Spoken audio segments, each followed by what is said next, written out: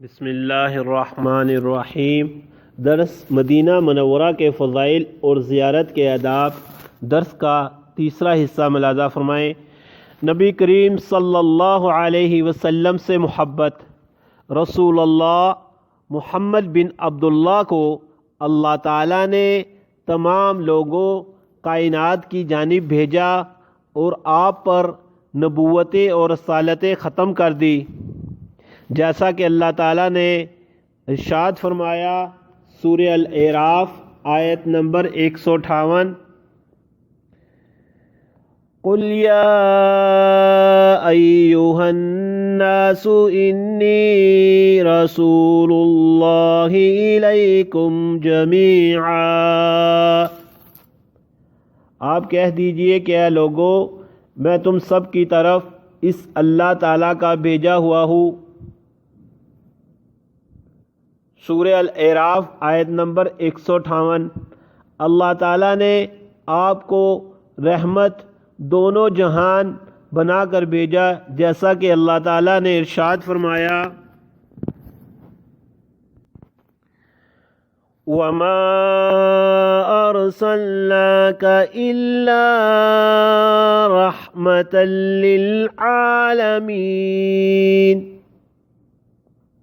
اور ہم نے آپ کو تمام جہان والوں کے لیے رحمت بنا کر ہی بھیجا ہے۔ سورہ الانبیاء آیت نمبر 107۔ اللہ تعالیٰ نے آپ کو رہنما اور بشارت دینے والا اور ڈرانے والا بنا کر بھیجا، جیسا کہ اللہ تعالیٰ نے فرمایا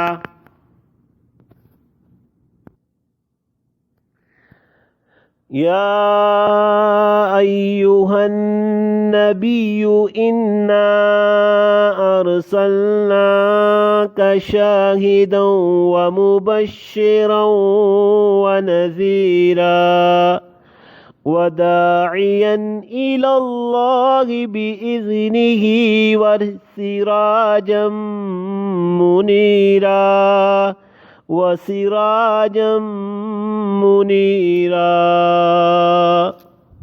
اے نبی، یقیناً ہم نے ہی آپ کو رسول بنا کر گواہیاں دینے والا، خوشخبریاں سنانے والا، آگاہ کرنے والا بھیجا ہے، اور اللہ کے حکم سے اس کی طرف بلانے والا اور روشن چراغ۔ سورہ الاحزاب آیت نمبر 45 اور 46۔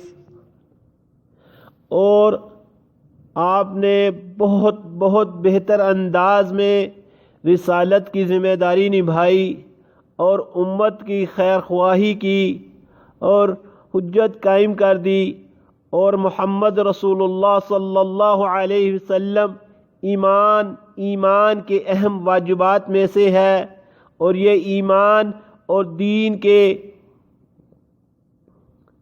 سارے اعمال میں سے ہر عمل کی بنیاد ہے۔ پس ہر مخلوق سے پہلے آپ سے محبت کرنا لازمی ہے، جیسا کہ اللہ تعالیٰ نے ارشاد فرمایا اعوذ باللہ من الشیطان الرجیم قل ان كان آباؤكم وأبناؤكم وإخوانكم وأزواجكم وعشيرتكم وأموال اقترفتموها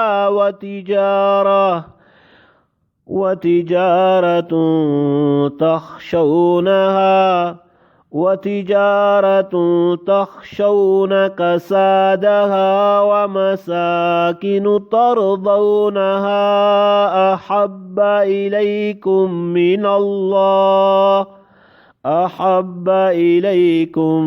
من الله ورسوله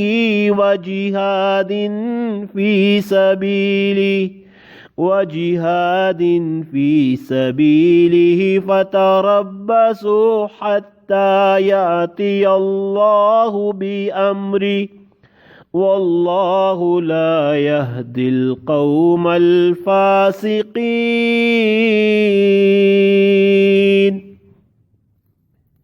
کہہ دیجئے کہ اگر تمہارے باپ، تمہارے لڑکے اور تمہارے بھائی اور تمہاری بیویاں اور تمہارے کنبے، قبیلے اور تمہارے کمائے ہوئے مال اور وہ تجارت جس کی کمی سے تم ڈرتے ہو اور وہ حویلیاں جنہیں تم پسند کرتے ہو، اگر یہ تمہیں اللہ سے اور اس کے رسول سے اور اس کی راہ سے اور اس کی راہ کے جہاد سے بھی زیادہ عزیز ہیں تو تم انتظار کرو کہ اللہ تعالیٰ اپنا عذاب لے آئے۔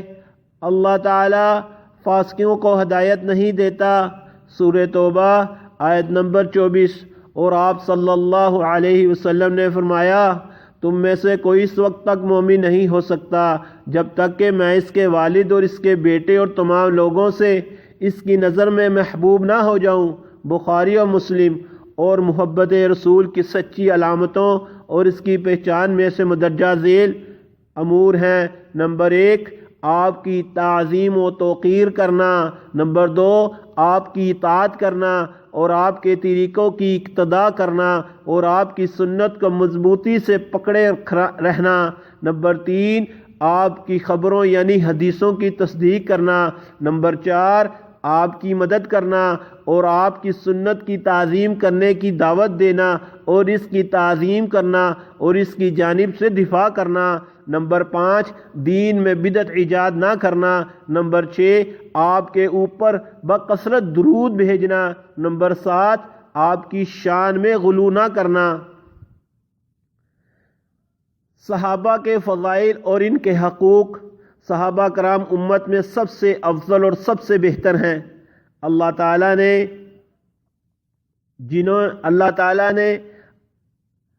تعالیٰ نے جن کو اپنے نبی کی صحبت کے لیے منتخب فرمایا، جو آپ کے اوپر ایمان لائے اور جنہوں نے آپ کی مدد کی اور اللہ کے راستے میں درپیش رکاوٹیں، روگردانی اور اذیت تکلیف پہنچنے پر صبر سے کام لیا، اور اللہ ان سے راضی ہو اور وہ اللہ سے راضی ہوئے، اور اس نے ان سے جنت کا وعدہ فرمایا، جیسا کہ اللہ تعالیٰ نے ارشاد فرمایا، اعوذ باللہ من الشیطان الرجیم، والسابقون الأولون من المهاجرين والأنصار والذين اتبعوهم بإحسان رضي الله عنهم ورضوا عنه وأعد لهم جنات تجري تحتها الأنهار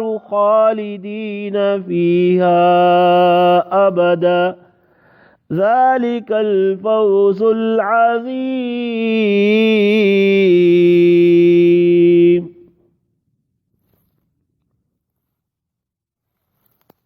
اور جو مہاجرین اور انصار سابق اور مقدم ہیں اور جتنے لوگ اخلاص کے ساتھ ان کے پیرو ہیں، اللہ ان سب سے راضی ہوا اور وہ سب اس سے راضی ہوئے، اور اللہ نے ان کے لیے ایسے باغ مہیا کر رکھے ہیں جن کے نیچے نہریں جاری ہوں گی، جن میں ہمیشہ رہیں گے۔ یہ بڑی کامیابی ہے۔ سورہ توبہ آیت نمبر 100۔ اور اللہ کے رسول صلی اللہ علیہ وسلم نے فرمایا، لوگوں میں سب سے بہتر میری صدی کے لوگ ہیں، پھر جو ان کے بعد میں آنے والے ہیں، اور پھر وہ جو ان کے بعد میں آنے والے ہیں۔ بخاری اور مسلم۔ اور صحابہ کو کچھ حقوق ہیں، اور صحابہ کے کچھ حقوق ہیں جن کی رعایت کرنی مسلمان کے لیے لازمی ہے۔ نمبر 1، ان سے محبت کرنا اور ان سے رضامندی کا اظہار کرنا۔ نمبر 2، ان کی افضلیت اور برتری کا عقیدہ رکھنا۔ نمبر 3، ان کی عدالت کا اعتقاد رکھنا۔ نمبر 4، ان کے تعلق سے دل کو پاک رکھنا اور ان کے بیچ درپیش معاملات میں پڑنے سے باز رہنا۔ نمبر 5، ان کو گالی نہ دینا اور ان کی تحقیر نہ کرنا اور ان کے مقام کو نہیں گھٹانا۔ پس صحابہ سب سے بہتر لوگ ہیں اور دین کے حاملین ہیں، پس ان کو گالی دینا اللہ تعالیٰ کے اس تزکیے کی تکذیب ہے جو اللہ نے ان کے حق میں کی، اور ان کی رضامندی کا اظہار فرمایا، اور اس میں اللہ کے رسول کی اذیت و رسانی اور ان کے بیچ اس کی ہوئی وصیت کی مخالفت لازمی آتی ہے، اور پورے اس دین کے اندر شک اندوزی ہے جو ہم تک نیکی واسطے سے پہنچا ہے۔ اور اللہ کے رسول صلی اللہ علیہ وسلم نے فرمایا، میرے صحابہ کو گالی مت دو، پس اگر تم میں سے کوئی احد پہاڑ کے برابر سونا خرچ کرے تو ان صحابہ میں سے کسی صحابی کے مد اور اس کے نصف مد کو بھی نہیں پہنچ سکتا۔ بخاری اور مسلم۔ ان کی شان میں غلو اور مبالغے سے کام لینا، پس درمیانی مبنی اعتدال منہج غلو اور زیادتی سے محفوظ منہج ہے، پس ان کے مقامات سے زیادہ ان کو بڑھا کر حق ربوبیت اور حق نبوت نہ دے جائے، اور ان کی شان میں کمی نہ کی جائے اور ان کو گالی نہ دی جائے۔ اہل بیت کے حقوق کی رعایت و پاسداری، جو بنو ہاشم اور بنو عبد المطلب ہیں، اور آپ کے اہل بیت میں آپ کی بیویاں امہات المومنین یعنی ہماری مائیں داخل ہیں، اور آپ صلی اللہ علیہ وسلم نے فرمایا، میں تم کو اپنے اہل بیت کے تعلق سے اللہ کو یاد دلاتا ہوں۔ مسلم۔ پس اہل بیت صحابہ کو ایمان اور صحبت اور قرابت کے حقوق حاصل ہیں، اور اہل بیت ان صحابہ کے علاوہ ہیں جن کو ایمان اور قرابت کے حقوق حاصل ہیں۔ وآخر دعواہم ان الحمد للہ رب العالمین۔ اللہم ربنا تقبل منا انک انت السمیع العلیم وتب علینا انک انت التواب الرحیم۔ وآخر دعواہم ان الحمد للہ رب العالمین۔ اللہم صلی علی محمد وعلى آل محمد كما صليت على إبراهيم وعلى آل إبراهيم إنك حميد مجيد۔ اللهم بارك على محمد وعلى آل محمد كما باركت على إبراهيم وعلى آل إبراهيم إنك حميد مجيد۔ سبحانك اللهم وبحمدك أشهد أن لا إله إلا أنت وأستغفرك وأتوب إليك۔